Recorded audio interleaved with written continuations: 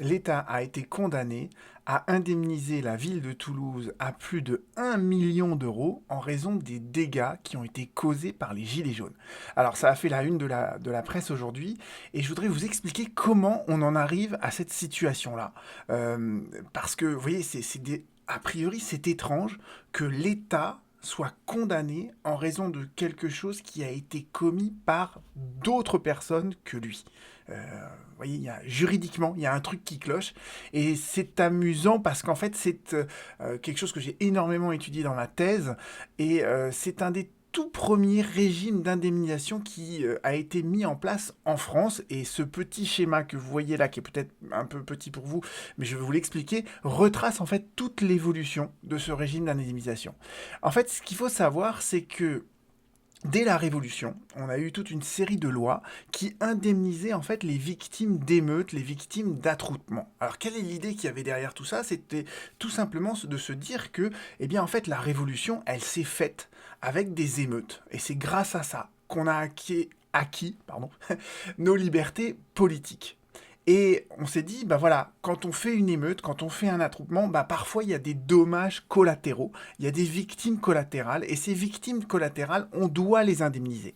Alors au début, et c'est ce qui apparaît ici dans la période 1789-1884, on considérait que cette responsabilité, elle reposait entièrement sur la commune. D'accord? Dans chaque commune, s'il y avait une émeute, un attroupement et qu'il y avait des victimes, eh bien les victimes étaient indemnisées par la commune elle-même. Et l'idée, c'était de dire que au sein de la commune, il y a une sorte de petite solidarité, vous voyez, qui se crée entre les habitants. Et si un d'entre eux est victime d'une émeute, eh bien en fait, tous les autres vont devoir l'indemniser par solidarité.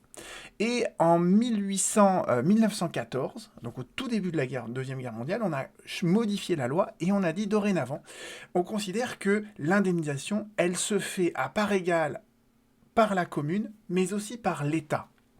Et le fondement juridique qui était avancé, c'était de dire en fait, les émeutes, les attroupements, c'est le premier risque social. Et là, en fait, c'est pour ça que moi ça m'a intéressé dans ma thèse, c'est parce que j'ai étudié la notion de risque social, d'accord. Et donc la première fois qu'on voit le terme risque social apparaître dans une loi, c'est justement en 1914 pour expliquer comment l'État devait indemniser les victimes en même temps que les communes. Et l'idée derrière ça, c'est que l'État, en fait, il a trois prérogatives régaliennes. Qu'est-ce qui fait que l'État est l'État? C'est qu'il a la première prérogative régalienne qui est de rendre la justice.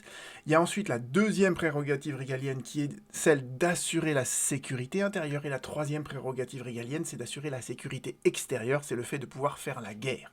Et vous voyez que, en fait, le risque social se rattache à cette deuxième prérogative régalienne. L'État doit assurer la sécurité intérieure. S'il y a une émeute, s'il y a un attroupement, c'est que l'État a donc failli dans sa mission.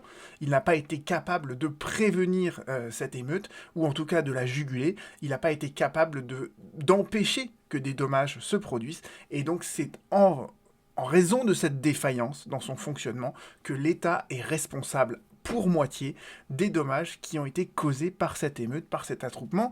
Et en 1982, on a complètement délaissé la responsabilité des communes et on s'est dit finalement les communes, c'est pas elles qui ont cette mission d'assurer la sécurité intérieure sur leur territoire. Cette mission, en fait, elle est purement régalienne, elle n'incombe à l'État et uniquement à lui. Et c'est donc pour ça qu'à partir de 1982, s'il y a des émeutes dans une ville, eh bien c'est l'État qui est entièrement responsable des dommages qui ont été causés. Et c'est ce qui explique pourquoi aujourd'hui l'État français a donc été condamné à indemniser la ville de Toulouse à hauteur de 1,3 million d'euros en raison des dommages qui ont été causés par les Gilets jaunes dans la ville de Toulouse. À bientôt.